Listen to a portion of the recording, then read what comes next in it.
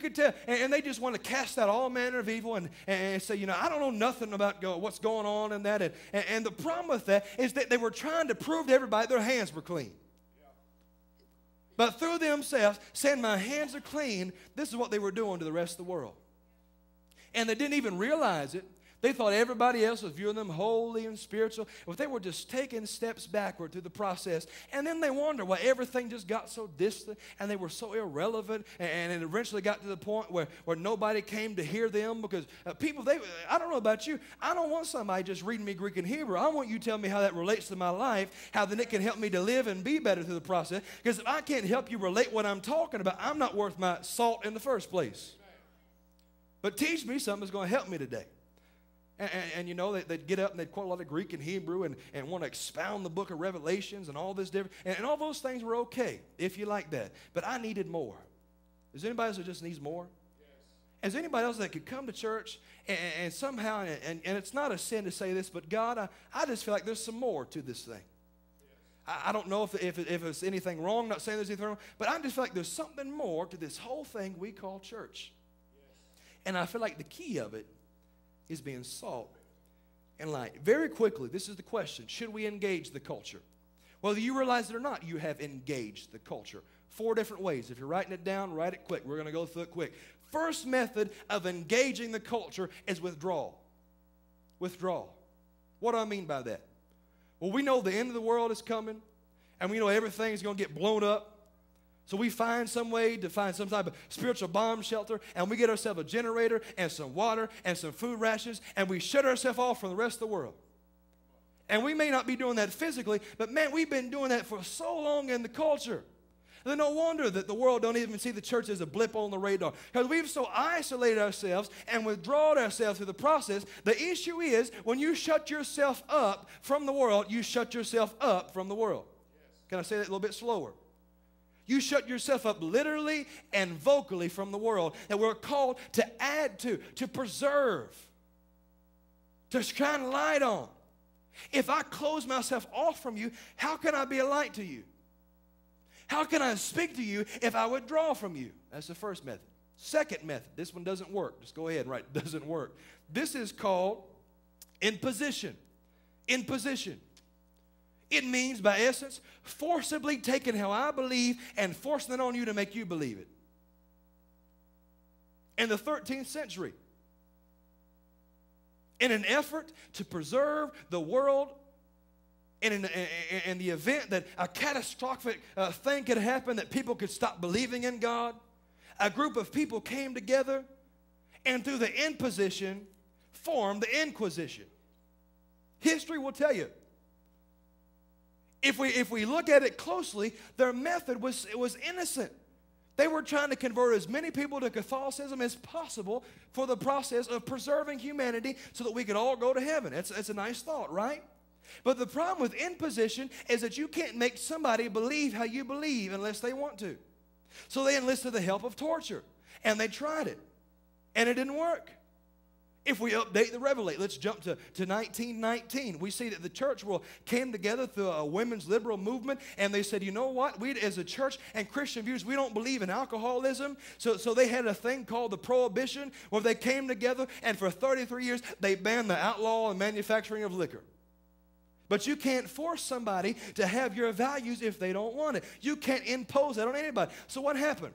It created a thing called bootleggers, which inevitably created a multi-billion-dollar industry through people called Bugsy Siegel and Al Capone. And for the first time in history, we funded organized crime that's still running in our country today, all because some Christians had good intentions but went about it the wrong way, trying to impose their will on somebody else and created an environment for sin to fluctuate and to overpower. What happened 33 years later? The Prohibition ended, and in essence, it didn't work. So if we think we're going to come in the world and get everybody saved and loving Jesus just like us because we say so, we're wrong. What's the third way that we get down with this thing? What's the third way we can engage the culture? It's a term, and I want to see if you can spell it because I had some trouble. Laissez-faire. It in essence means let happen. Anybody ever heard about Hitler's Germany? It was a tolerance movement called laissez-faire that happened in Hitler's Germany, where the church become tolerant to the point, and they said, you know what? We're not going to speak out against anything. We're not going to call anything black, anything right. We're just going to live in a gray world. We're going to let what happens, and we're just going to let the dice roll. Wherever it falls, that's going to be us. And through this tolerant movement, in essence, what happens is that they began to even develop an Aryan mindset and incorporate their language and their euphemisms and their teaching. They didn't even realize what was going on. The same thing happened in Africa. We see in the apartheid movement that the church of South Africa become quiet and disengaged and uninvolved, to the point that even under Dutch rule, they found themselves helping to inflict the indigenous people of South Africa through this apartheid movement and slavery, and through the process we see people were in prison like Nelson Mandela and all these people that had potential to lead the nation, and here the church was spearheading it because the old adage, it's true, if you stand for nothing, you'll fall for anything. There's a whole lot of churches that we don't want to address certain issues. We don't want to get involved with certain issues. We just want to keep silent. We just want to let the ball just roll, and wherever it hits, it hits. And let's just stand disengaged and disinvolved. The issue is, whatever you're around and how those people see normal, you'll begin to see normal. You ever notice on television how powerful media is? That if they can get you to laugh at something, they can get you to accept it. Because what you see as normal, or what they see as normal, if they can begin to get you to see that in the world as normal, show called Will and Grace. Came out 8 years ago. Church got silent, become accepted. It's okay to live a homosexual lifestyle. Now, it's okay, we have homosexual preachers. If you're homosexual, I love you. I'm not trying to run you out. Please stay with me. But if we can laugh at it and accept it, we can find ourselves saying, you know what? Will and Grace is coming on. I like that show. Let's watch it. And we begin to support an entire system that contradicts every one of the beliefs the Bible tells us to uphold because we refuse to stand for something. We fell for everything. It's a process, a movement called tolerance through a term called laissez-faire. Fourth method. And this is the one I want to focus on. I'm going to try to hurry today. It's about 12. Praise team, you can go ahead and come back. This is the fourth method, and this is the one I want us to try. Everybody listen.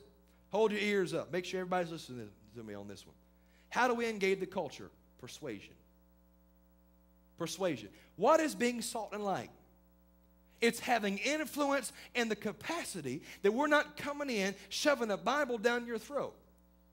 But through subtle ways where you don't even realize it, and godly principles and godly morals, we exemplify a lifestyle that is Christ-centered and forever changed to the point that people get hungry. And because if we really are salt, part of being salt is that you create a thirst. So in other words, everybody I come in contact with should begin to thirst to see what I've got going on my inside that makes me be so happy and together on my outside.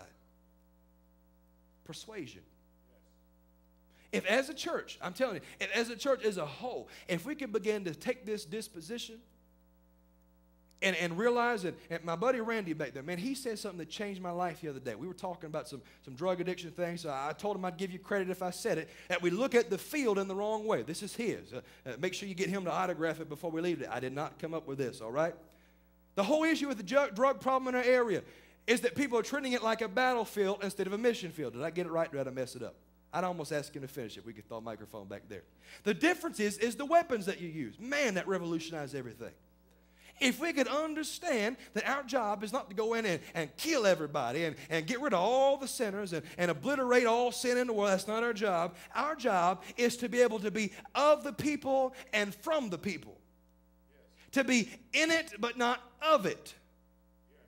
To be able to go to our job and persuade the people without ever having to scream Jesus in the first place. That's what salt and light is. This is the issue of it, though. This is dangerous. You ready for it? 1988, an artist by the name of Amy Grant decided that she was going to cross over into a secular market. And supported by her label CCM, they came together and said, if every song screams about Jesus, it will not be accepted by the world because they're already skeptical of this same Jesus we're singing about. So, if we can change not the message, but the method, and begin to sing things about love and about spirituality and connection with God and man,